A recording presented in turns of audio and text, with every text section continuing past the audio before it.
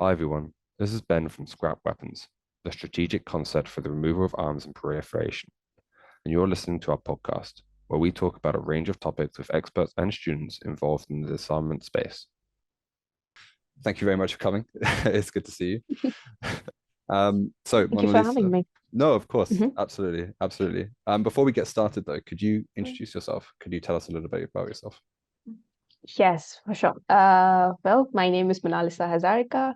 Monalisa, exactly like the painting. I get it a lot. Is your name really Monalisa? It's just the word that you use. It's actually my name. I am from Northeast India, and I say that for a very particular reason. I'll come back to it. Why I say India, not India, and Northeast India. Yes, I am an indigenous disarmament activist. I joined Scrap Weapons like 2 months back around November. And yeah, I have been having a great time ever since. But yes, I recently got selected as one of the 25 leaders for tomorrow, which is a leadership training program under the Youth for Disarmament Initiative, which is basically an extension of the United Nations Office for Disarmament Affairs. Um, I'm also a master's student. I'm studying conflict management and development from Banaras Hindu University. And yeah, I'm also connected to the Emerging Voices network of BASIC. And I recently, my project Nuclear Lives got selected by the PACey Awards. And so I'm excited about that as well. Oh, that's super exciting. Yeah, we talked about it briefly, and that's a really amazing thing. And to be selected as one of the 25 leaders for tomorrow, that's really fantastic. I just want to roll back a little bit to the very basics of indigenous disarmament activist. What exactly does that mean? Can you explain that to me? Yes, I would love to.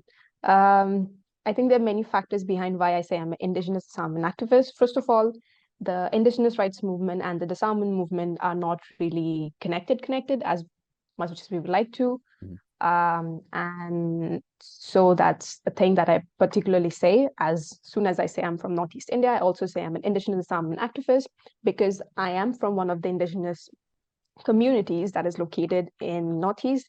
I'm from the Coast Rasbongsi tribe. And also in a country or in a region in general, disarmament is not something which is talked about. So yes, to start off more like a conversation, I always say I'm an indigenous disarmament activist. Mm. Also sounds cool, I guess, Oh, it but does. yes, Yeah. uh, it does.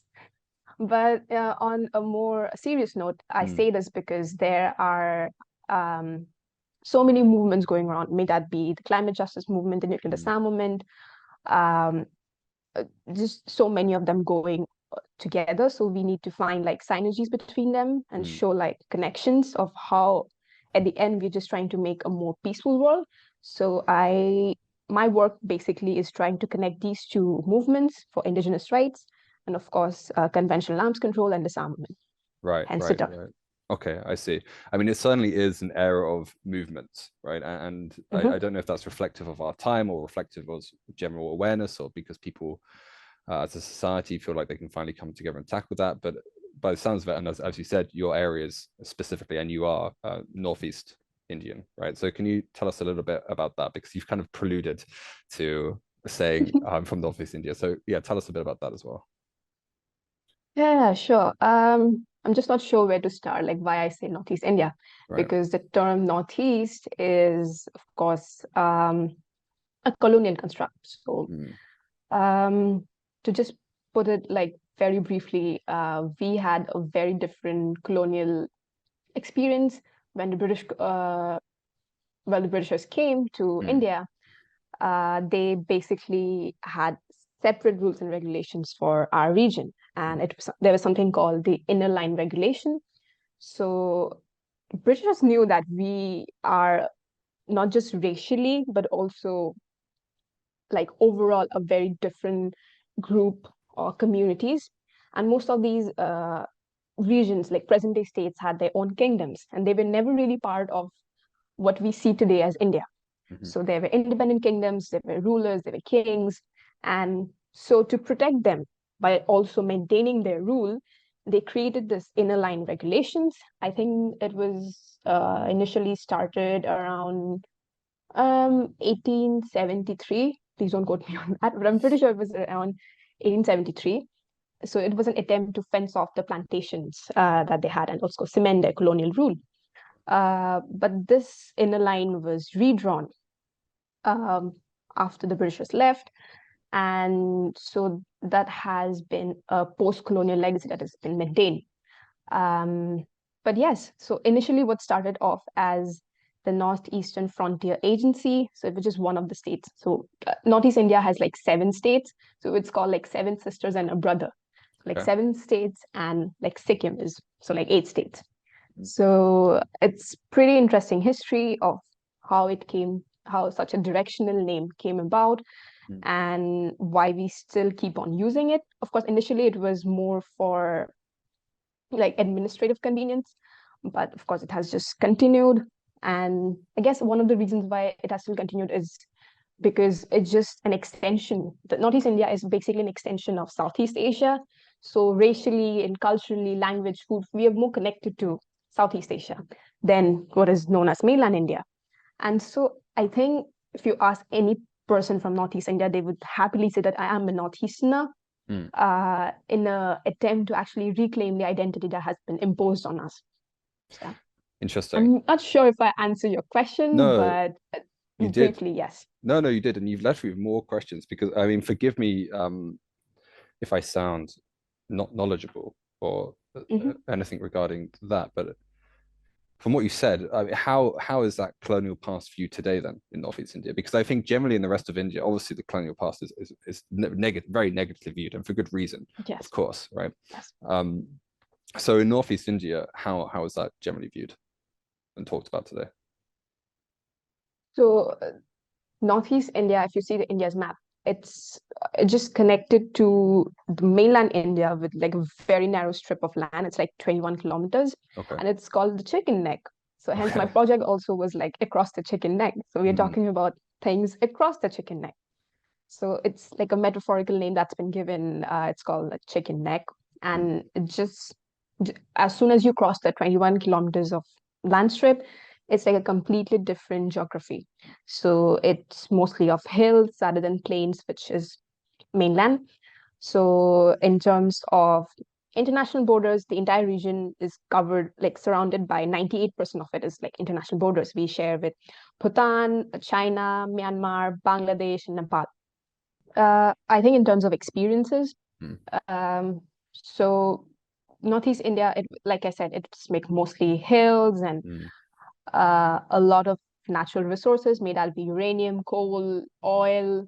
So actually, the Britishers found the first traces of oil in India in my state, Assam. It's a place called Digboy. So it's actually Digboy was actually Dig Boy, as in the English word dig and boy, and we just made it Digboy. And we're like, it's fine, we're not going to name it. So it's still Digboy. Interesting. Change of accent. But yeah, that was the first place where they found oil. And I'm sure you have heard about Assam tea. It's like very famous, like everywhere. Darjeeling tea and Assam tea. Yep. From my state. So I think when you're talking about experiences, since they saw the tribal culture and the tribal heritage that we have, and also in terms of the individual kingdoms and like completely separate and completely unrelated cultures that we had, they decided to keep the region separate, respecting the cultures, while also when they needed workers for their plantations, of course, the tea plantations, they imported these workers from the lower caste, like we initially mentioned, the lower caste from around like South India or like Orissa, Jharkhand. So they took these people from there and they were migrated to Assam to work on these plantations. But I think the experience we had was that apart from a few states like Assam and Tripura, most of the states were given autonomy. Their practices and their heritage was respected, and we were left to be the way that we were, because parts of Myanmar was also part of, let's say, India. But of course, after the borders were redrawn, it became a separate country, and of course, a chunk of it came back to Northeast India. So I think when it all comes down to the experiences and the difference in culture, and how they respected it. So hence the inner line permit and the inner line regulation that was created because of that very reason. Because they knew if they tried to meddle with these things, it'll just be a problem for them. So they tried to keep mainland Indians away from it. I Yes, see. Okay, no, that definitely answers my question. And actually, it leaves me quite surprised because obviously it sounds like very, very different treatment indeed.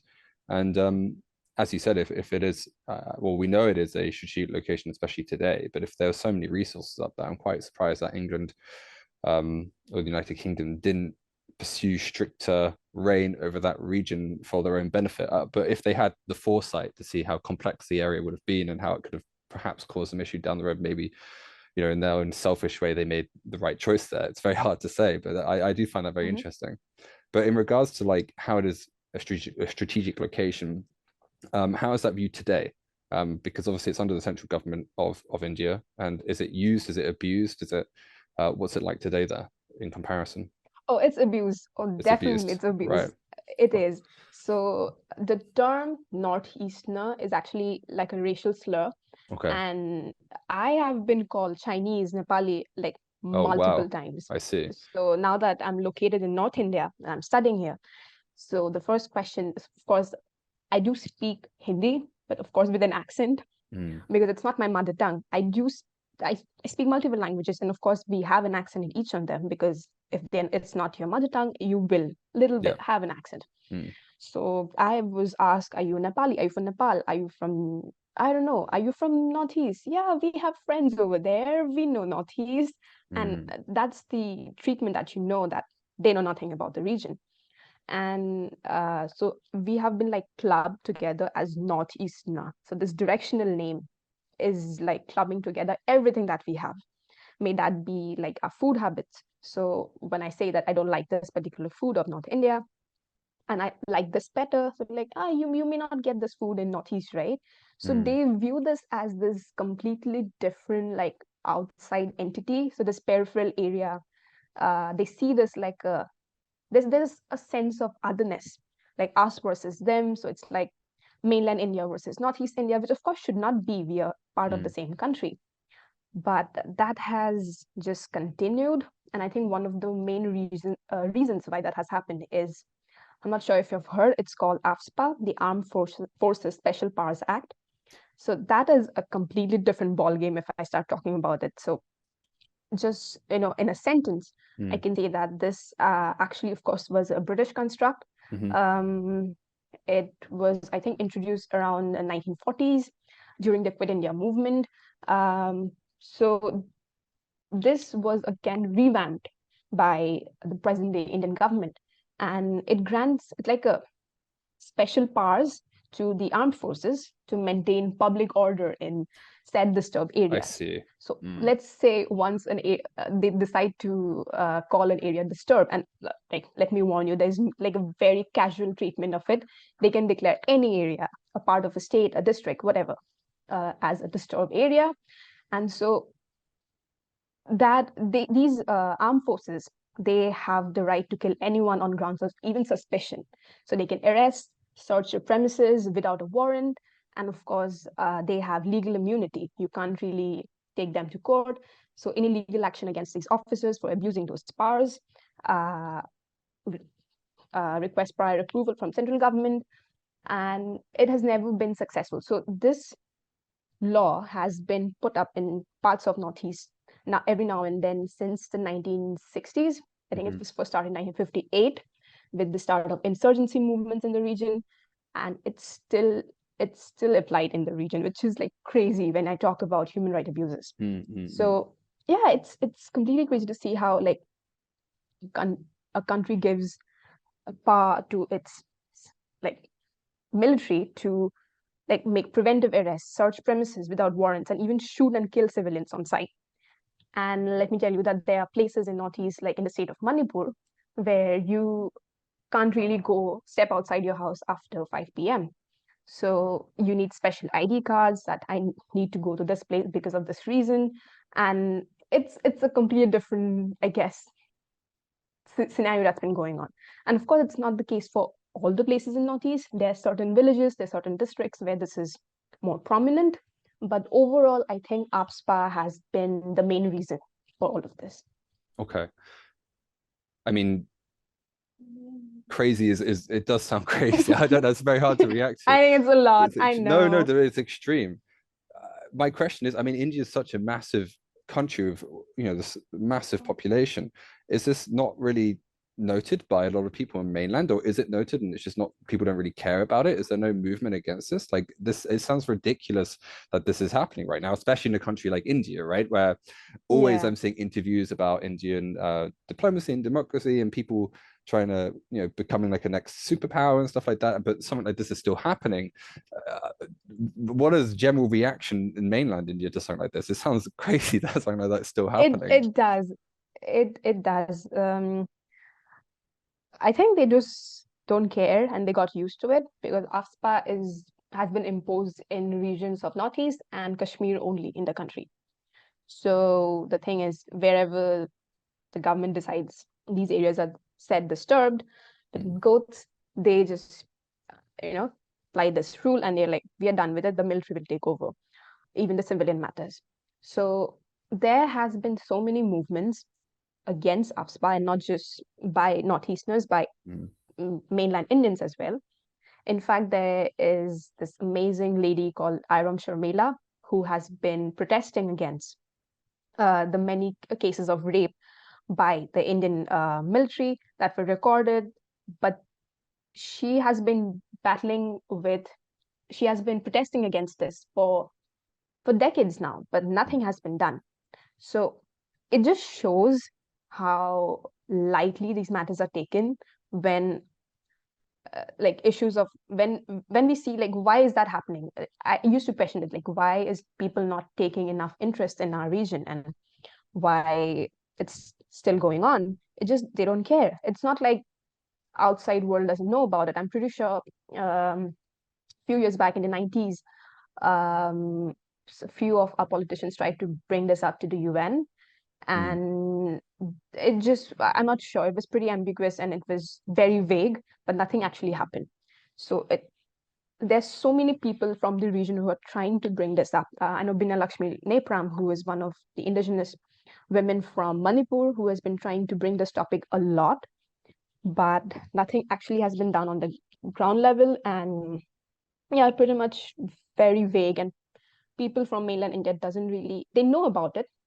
We have read this in our school books, but nothing is actually done. I think it's portrayed in the way you perceive it, the way it's been portrayed in national media is what's keeping it going. I see. Okay. Well, that was going to be my next question that you mentioned the United Nations, and that is the international attention.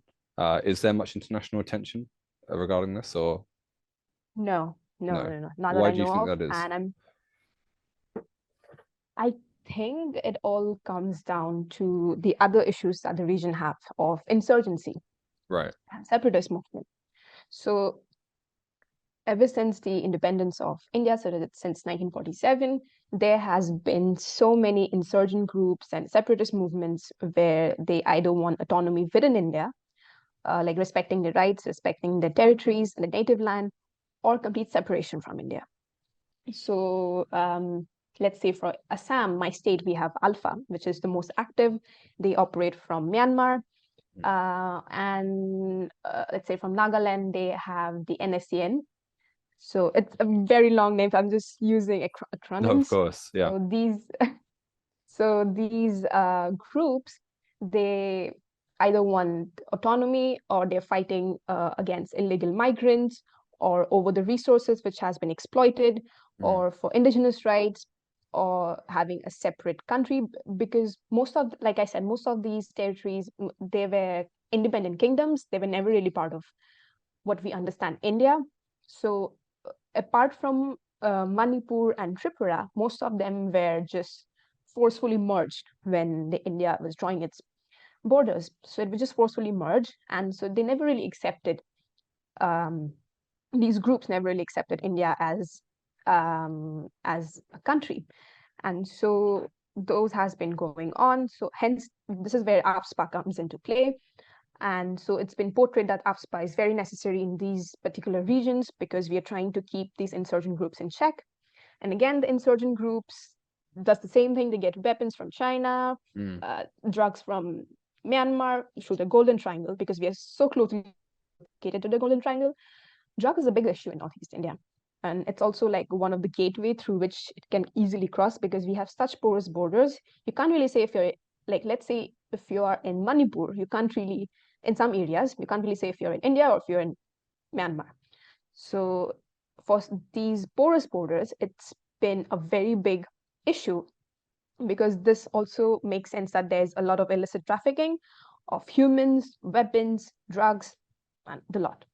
So I think it all comes down to how the Indian government or how the world sees this issue.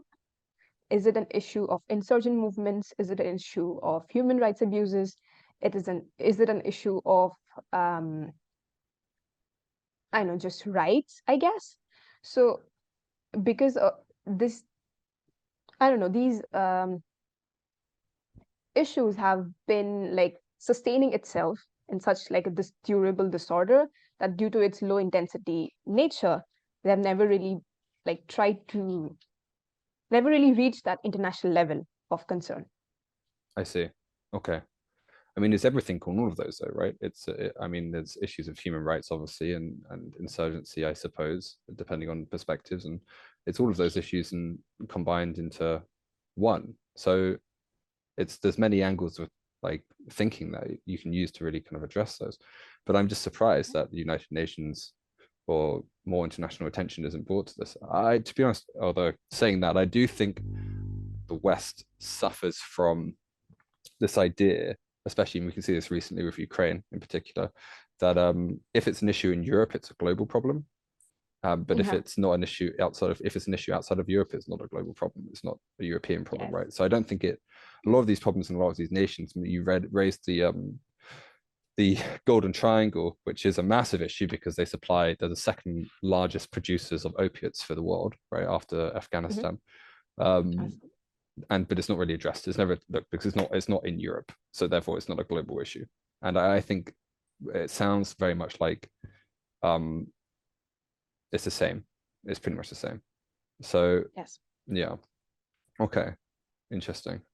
So as an indigenous disarmament activist, then what is your role in this? What is your part to play? Is it more bringing attention to the matter?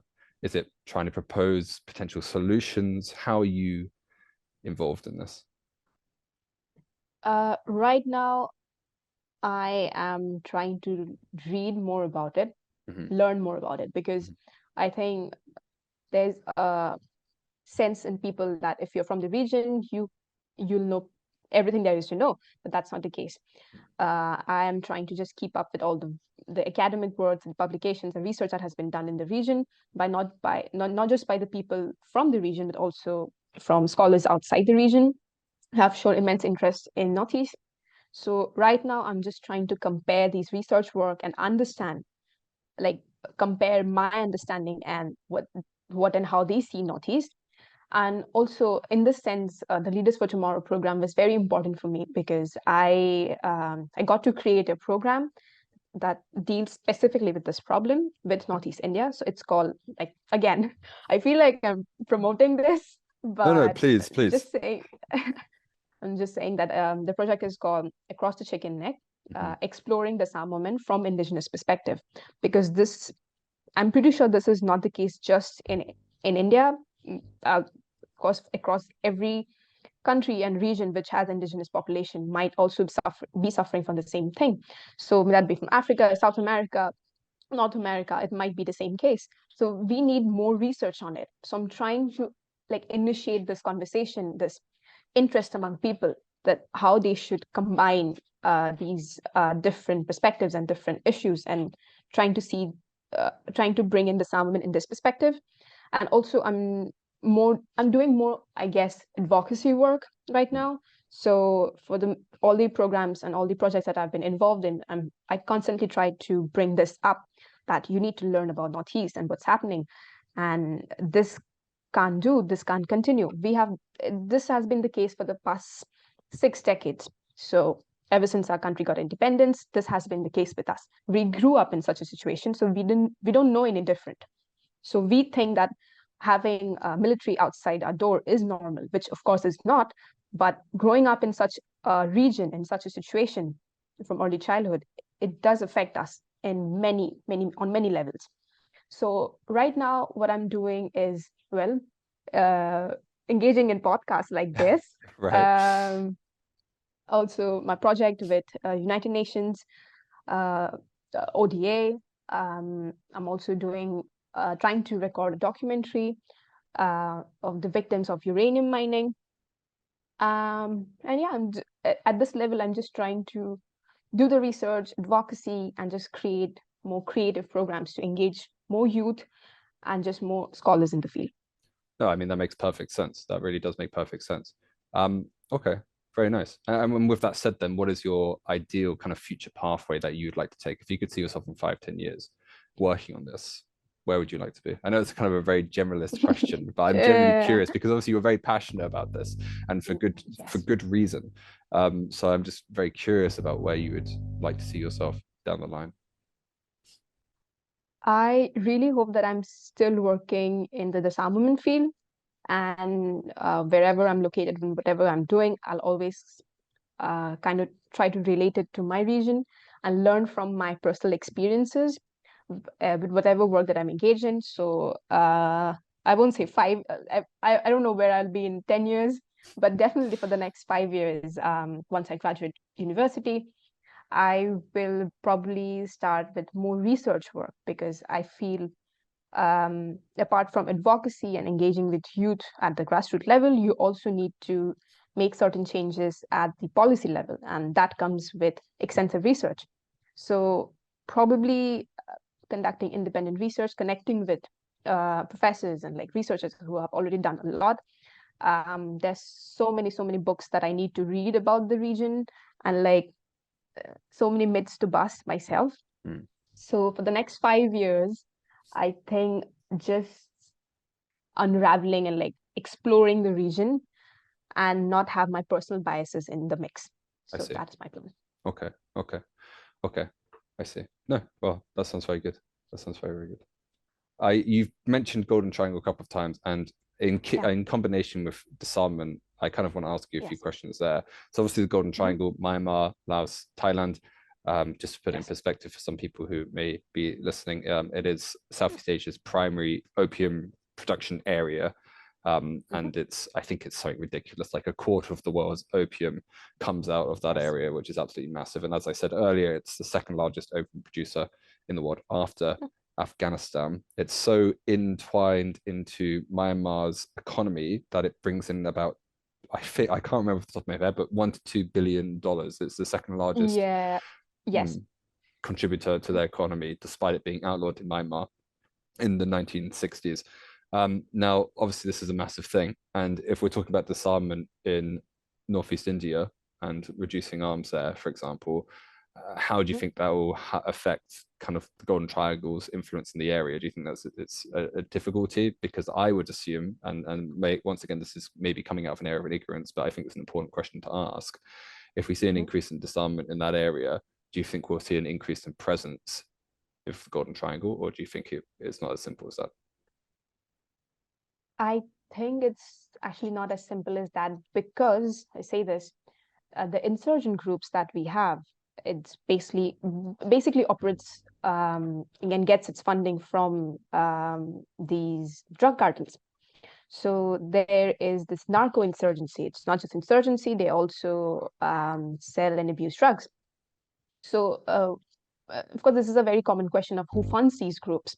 Is it the government? Is it like a clash of governments, or is it like an agency who's doing it, like we see in movies, right? Mm. So I recently found out that actually these insurgent groups have been running for so long because of the funding that they get from the drug cartels. So they give them support, and so let's say the insurgent group, I would not take names, will get their funding from drug cartel A, and in turn they'll give them protection to operate and maybe supply them and like transport them across the country, across borders.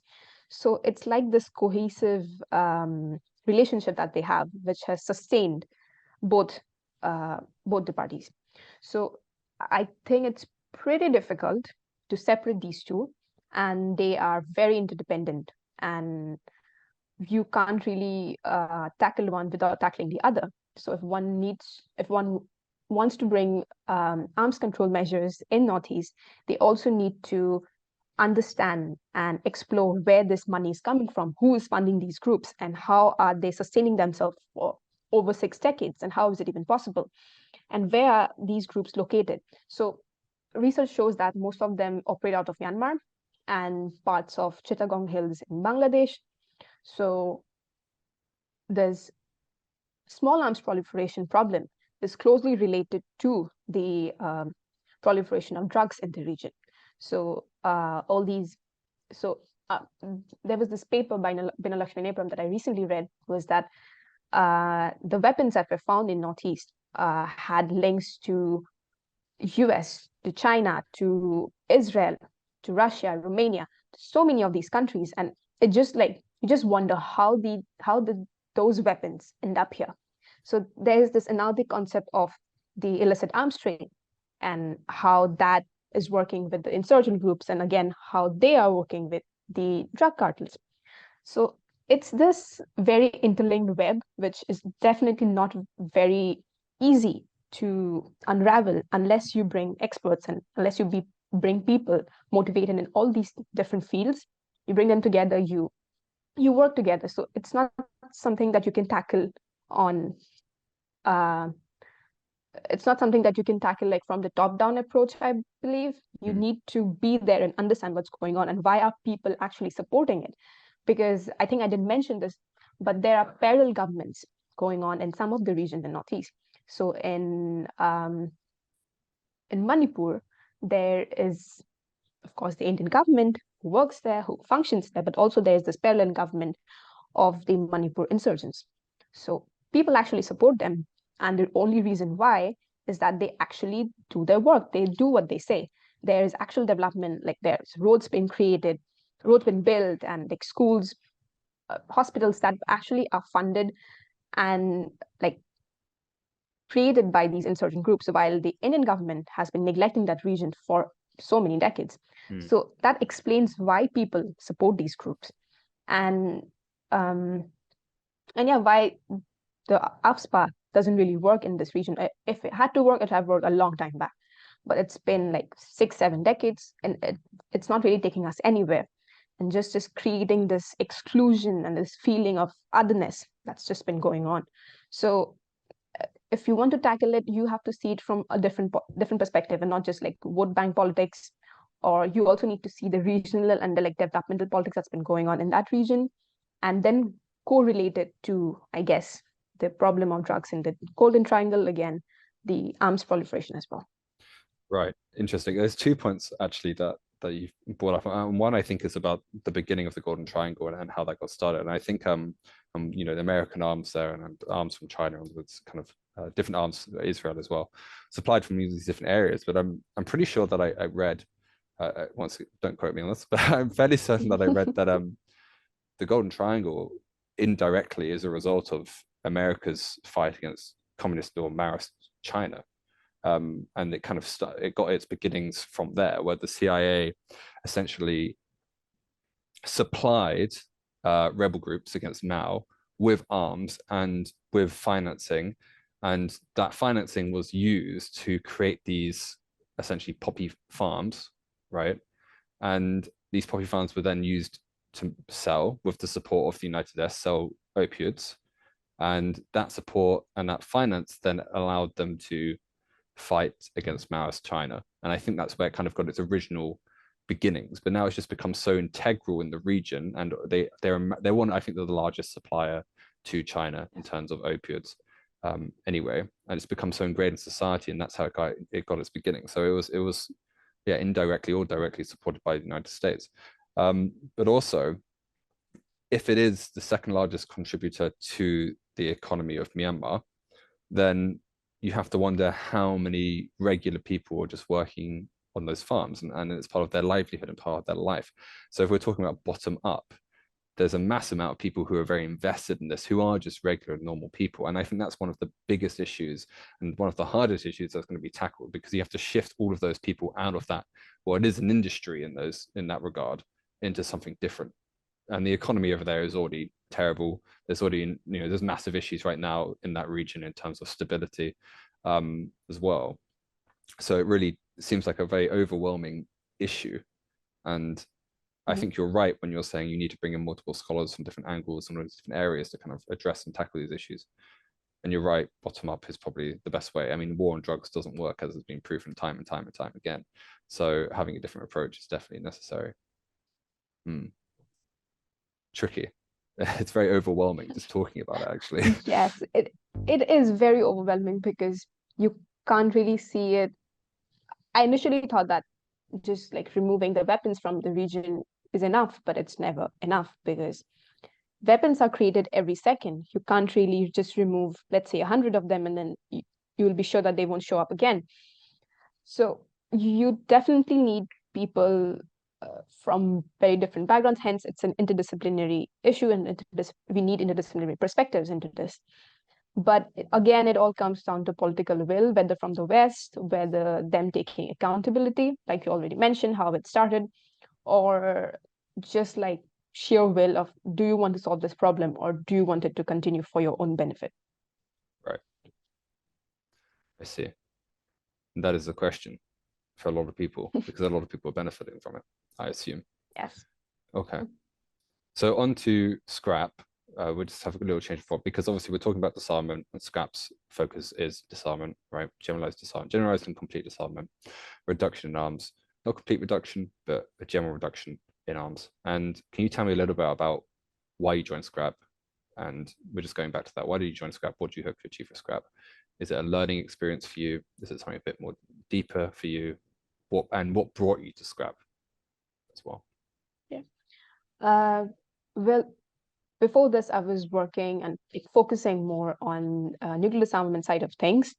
And so previously, I was trying to just understand disarmament and nuclear testing on indigenous land. I was working very closely with the Marshallese youth regarding this, and just understanding their perspective and the testimonies of how the unit dom is affecting them.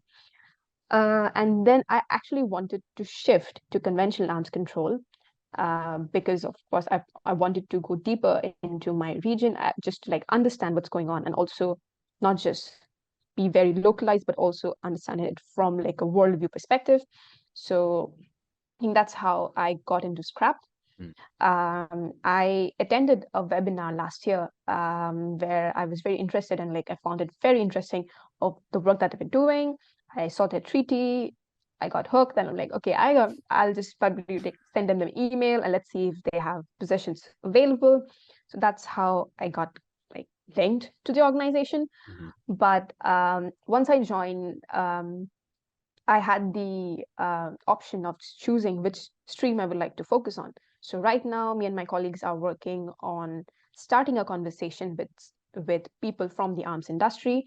So I'm probably sure it's going to be launched next month, positively. So it's called In Conversation With. So we are hoping to hold like at least 3 webinars during period of this year to invite people from the arms industry who have worked in the industry or who have been campaigning against it, to just understand like their perspective. So I'm pretty sure they know the implication they had from them selling those arms to countries like, let's say, Saudi, and how it's impacting people in Yemen. So we just want to just engage in that conversation, and of course hear their sides of things as well, and I guess be this neutral body to in understanding their perspective, and only then we can come up with more conducive solutions. So we have lined up a few speakers and few people we have reached out to who may be interested in joining this conversation. And so right now I'm with scrap, I'm trying to focus on more conventional side of things, and also like correlating it to my work in the Northeast as well. I see. Okay. I will definitely be in attendance for that webinar, by the way. That does sound very, very interesting. Actually, I think one of our peers asked me. I used to work as a consultant with someone in that area. Asked me if I could reach out to them. Unfortunately, they weren't interested. I've probably not up for the For pressure. obvious But reasons. yeah, Yes. so yeah, but I'm actually very curious about it, and I would definitely be in attendance. Okay, very nice. And I know you know Phil as well. Yes, actually, Philip is the only reason why I joined. Because like I'll have a work buddy, and it's fun to have someone that you know when you're working Mm, somewhere new. And he just explained very briefly of what Scrap does and how we have like new plans changing up. Do you want to join? Do you want you can start your own stream? It's all voluntary. It's based on your interests and your initiatives. So I think the independence in what I can do with Scrap is what attracted me the most. So yeah, shout out to Philip. well, no, it sounds fantastic, and I'm very glad you're here. It sounds really interesting, especially what you're aiming to do and what you will do. It sounds fantastic. So really, really nice. I'm very excited now for the webinar, and hopefully other people can watch it as well. And I'll just give a quick shout out so people can find the information. It's just on the Scrap Weapons website, which is literally just Scrap Weapons. You can Google it and it'll be there, so you'll be able to find it. But very, very nice. Yeah. Okay. Thank you very much. That was a good answer. Thank you so much for having me. Of course, it was a real pleasure, and I wish you the best of luck with your proposal across the chicken neck. I'm looking Yes. forward to hearing about how your presentation goes on the 21st of January. 21st. Yeah, Yes. very exciting. Fantastic. Right. Thank you.